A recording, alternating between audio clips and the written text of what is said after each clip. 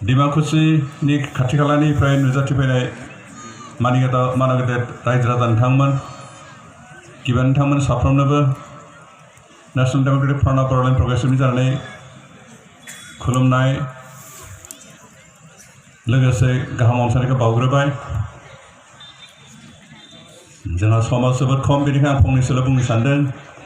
बाखि बाथ्राफोरखौ जा मानगेदेर प्रमद बर' आरो मानगेदेर दिपेन बर' बिथांमोनहा बुंगोन। आं बेनिखायनो जास्ट फंनैसोल' बुंनो सानदों।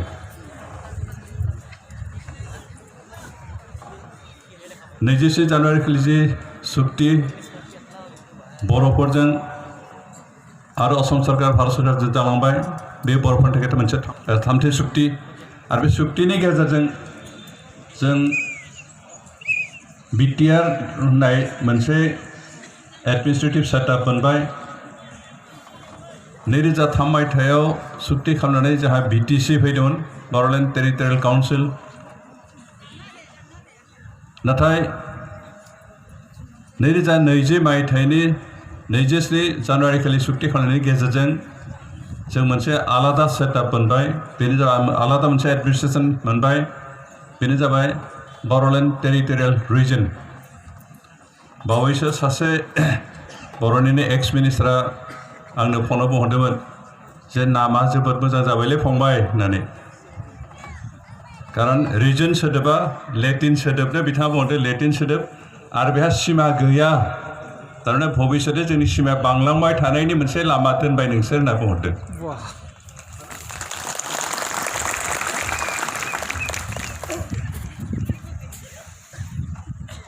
दिनै दाखालिनि जि सुक्ति बेवहाय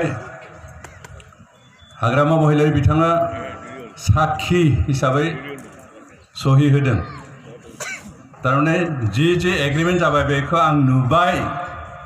आंनि मेगनावनो सहि खालामबाय होननानै साखी बिथाङा सहि होदों। आरो बेबायदि सहि होनायनि गेजेरजोंनो बिथाङा बे खामानिखौ मावदों जे बिथाङा 2003 मायथाइयाव सुक्ति खालामनानै जि बिटिसि होननाय दंफां गायदोंमोन बेखौ फुबाय, गावनो गायनाय बिफांखौ गावनो फुनानै गारबाय बिथाङा। आरो बिनि जायगायाव दिनै जों दुलाराय बर' फरायसा आफाद, एनडिएफबि मोनब्रै फेक्सन आरो इउबिपिअ ज' जानानै जि सुक्ति खालामदों, सुक्ति खालामनायनि गेजेरजों बिटिआर होननाय मोनसे गोदान बिफां गायबाय। जाय बिफांनि सायाव जों जाति हिसाबै, ओनसोल हिसाबै थांनानै थानायनि सिमांखौ नुदों आरो बेजोंनो जों थांना थानांगोन।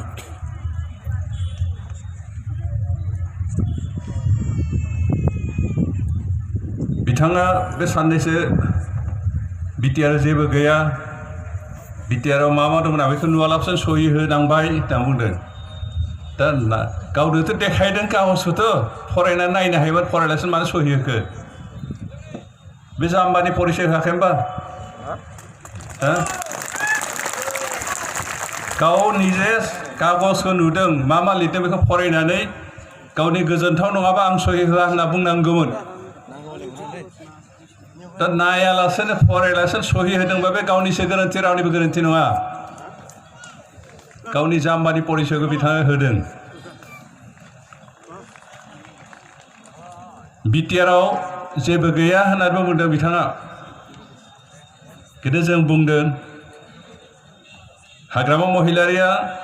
बिटिसिनि गादियाव थानानै 50 बोसोरहालागै सासन खालामबाबो जाय बेसादखौ, जाय मोन्थायखौ जोंनो लाबोनो होफैनो हानाय नङामोन,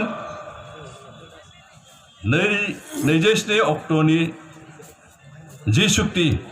बिनि गेजेरजों जों सानसेयावनो लाना फैजोबनो हादों।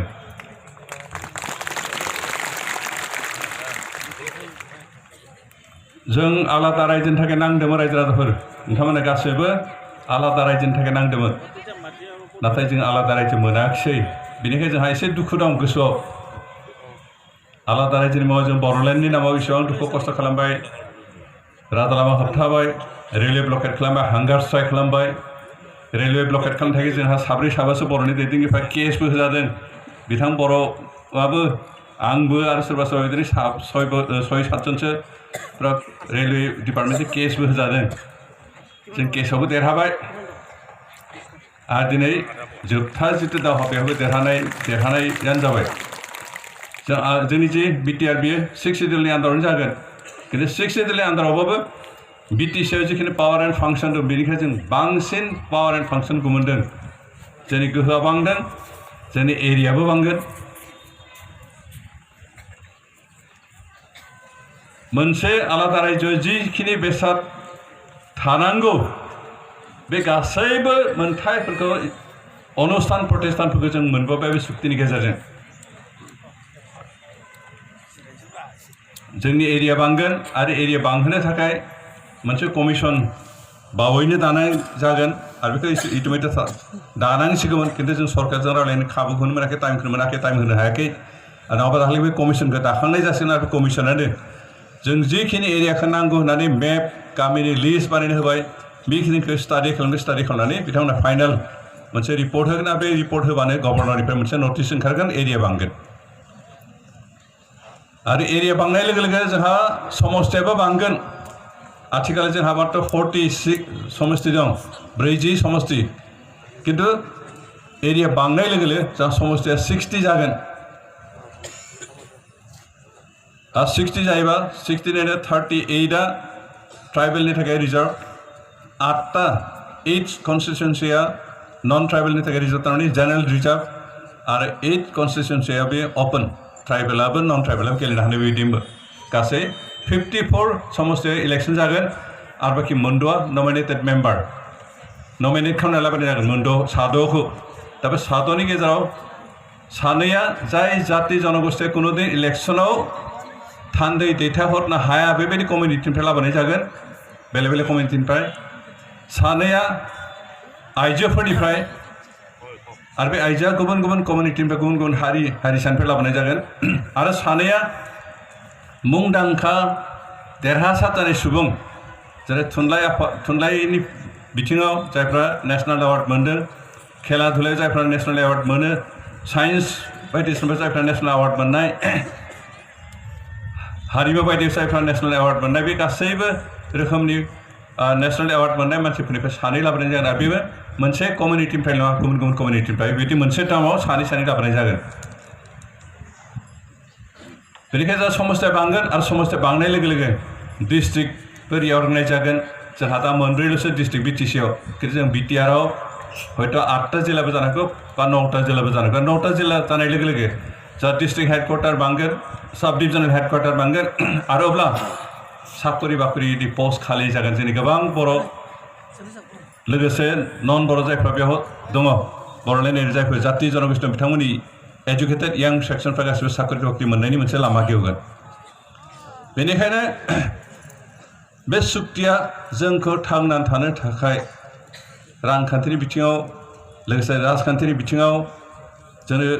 थांनानै थानायनि खाबु होनायजों लोगोसे जों गावनि रोखा सिनायथिखौ फोथांना लाखिनायनि खाबुबो होबाय बेनिफ्राय जोंनि ओनसोलखौ जौगानो थाखाय स्पेसियेलि जोंनि जाति जोंनि समाजा जौगायो एजुकेसननि सायाव बिथा खालामनानै सोलोंथाइनि सायाव बिथा खालामनानै आरो बेबायदि सोलोंथाइनि बिथिङाव जाहाथे जों जौगानो हायो बेनिखायनो दिनै बे सुक्तिनि गेजेरजों गोबां इन्सटिटिउसन जों मोनदों बिनि बिथोराव जोंहा मोनब्रै इउनिभार्सिटि फैगोन गोदानै जोंहा मोनसे इउनिभार्सिटि दंखायो आरो बे मोनब्रै गोदान इउनिभार्सिटि फैनायजों जोंहा मोनबा इउनिभार्सिटि जागोन आरो बे मोनब्रै जि गोदान इउनिभार्सिटि गासिबो सेन्ट्रेलि फान्डेड सेन्ट्रेल इउनिभार्सिटि थारमाने सेन्ट्रेल इउनिभार्सिटि जेरावहाय जों बिटिसि सरकारनिफ्राय बा बिटिआर सरकारनिफ्राय गरसेबो थाखा बाहायनो गोनां जानाय नङा बे गासिबो सेन्ट्रेलि फान्डेड जोंहा मोनसे NIT national institute of technology होननाय मोनसे इन्जिनियारिं कलेज अल इन्डिया लेभेलनि मोनसे टेक्न'लजि इन्जिनियारिं कलेज फैगोन आरो बे उदालगुरि जिल्लायावनो जागोन उदालगुरियावनो बुंनो थाङोब्ला बे सुक्तिनिफ्राय उदालगुरि जिल्लाया बांसिन लाब जादों गुबुन गुबुन जिल्लानिफ्राय जोंहा उदालगुरियाव जागोन NIT tribal university national stadium बेनिफ्राय अर्गेनिक इउनिभार्सिटि आरो नोंथांमोननि खाथिनि बे भेरगावआव जा खेराइनि रिसार्च खालामनो बे मोनसे सेन्टार मोनसे माल्टिपार्पज बायदि मोनसे प्रजेक्ट मोनसे अनुष्ठान जागोन बर'फोरनि खेराइनि सोमोन्दै रिसार्च खालामनाय प्रिजार्भ खालामनाय बेखौ गुबुन गुबुन देशफ्राव प्रसार खालामनाय बेबायदि सुबिदानि थाखाय बेबायदि मोनसे खेराइ सेन्टार जागोन खेराइसालि बे नोंथांमोननि खाथिनि भेरगावआवनो जागोन बेनि अनगायैबो जों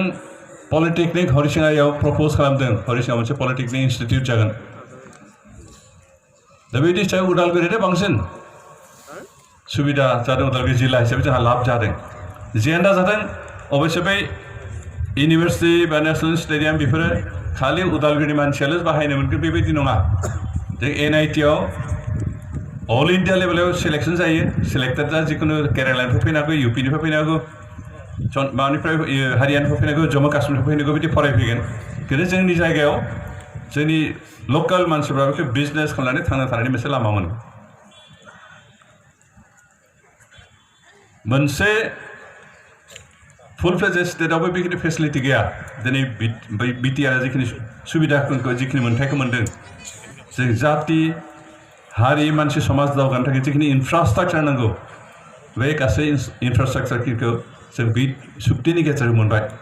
दिनै अरुणाचलाव नोंथांमोना नोजोर होबा नुगोन इउनिभार्सिटि गंसेल'सो दं मेघालयआवबो गंसेल' दं नागालेण्डआवबो गंसेल' दं मणिपुरावबो गंसेल' इउनिभार्सिटि दं त्रिपुरायावबो गंसेल' इउनिभार्सिटि दं खिन्थु जोंहा फुल फ्लेजेड स्टेट नङा मोनसे 6 सिडुल एडमिनिस्ट्रेटिभ सेटआप BTR खिन्थु जोंहा गंबा इउनिभार्सिटि मेडिकेल कलेजाव गंनै जासिगोन इतिबायदि क'क्राझाराव गंसे दं इन्जिनियारिं कलेजाव इतिबायदि क'क्राझाराव गंसे दं आरो NIT जों जोंहा गंनै जासिगोन गंनै इउनिभार्सिटि ओमफ्राय दिनै हाग्रामा महिलारि बिथाङा दाखालि प्राइम मिनिस्टार फैनाय समाव माबादों बुंदों रिपर्ट होदों जे BTC-या बे कई बोसोराव उदालगुरि इन्जिनियारिं कलेज गायसनबाय बाक्सायाव एग्रिकालचार कलेज गायसनबाय होनना रिपर्ट होदों खिन्थु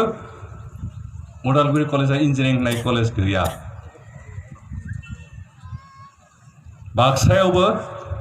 एग्रिकालचार कलेज गैया दासिमहालागै जोंथ' नुनो मोनाखै बबेखौ बिथा खालामना बिथाङा रिपर्ट होखोथाय बिथाङासो मिथिसिगौ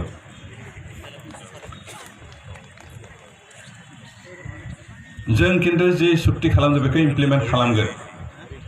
सुक्ति जि दं बेखौ इमप्लिमेन्ट खालामगोन आरो बे इमप्लिमेन्ट खालामनो थाखाय नोंथांमोनाबो जोंजों गसंफानांगोन बेनिखायनो बे सुक्तिया जोंनि थाखाय जोबोद रंजाथाव आरो दावगानायनि लामा बेखेवनाय बायदि मोनसे सुक्ति आरो बे सुक्तिखौ जों जेसेबां हागौ इमप्लिमेन्ट खालामनो थाखाय नोंथांमोनखौ खावलायदों आरो नोंथांमोना जोंजों गसंफानांगोन आरो नोंथांमोना जोंजों गसंफायोबा बे सुक्तिनि गासैबो दफाफोरखौ क्लजफोरखौ जों मोजाङैनो मावफुंनो हागोन आरो बे मावफुंनाय हायोबासो जों बे सुक्तिखौ साक्सेस जाबाय होनना बुंनो हागोन नङाबा सुक्तिया लेखा लिरनाय थानो हागौ लेखा बिलाइयाव जे अमुक जागोन तमुक जागोन होननानै बेखौ मावफुङाबा बे लेखा बिलाइयाव थायोबा जोंहा जेबो लाब जाया दा जों बेखौ मावफुंनांगोन आरो मावफुंनो थाखाय नोंथांमोना गासैबो बिबान लानांगोन आं गोबां बाथ्रा बुंनो सानाखिसै बाखि खोथाफोरखौ जा बिथां प्रमद बर' आरो बिथां दिपेन बर' बिथांमोना बुंसिगोन दिनै नोंथांमोनखौ बे समाव जों हाबा दाहा नाजानानै जि सुक्ति खालामबाय बे सुक्तिनि क्रेडिटखौ आं नोंथांमोनखौसो होनो सानदों बे सुक्तिया जि जाफुंबाय बे साक्सेसनि थाखाय नोंथांमोनखौ साबायखर बावदों कारन नोंथांमोना जोंजों सोमावसारग्राफोरजों गसंफानायखाय थाफानायखाय मदद खालामनायखायसो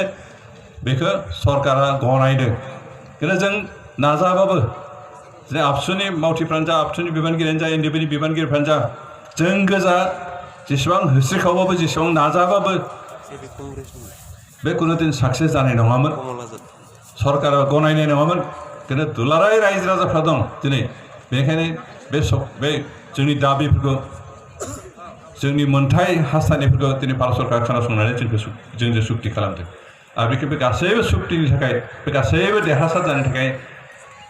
बर' रायजो राजाफोरजों लोगोसे बर'लेण्ड ओनसोलनि जेसेबां जाति जनगोष्ठीफोर दं जायफोरा जोंखौ बिहाइन्ड द स्क्रिन आन्दोआव थानानै मदद हेफाजाब खालामदों बिथां गासैखौबो साबायखर बावनानै आंनि बुंनायखौ फोजोबबाय गोजोन्थोंसै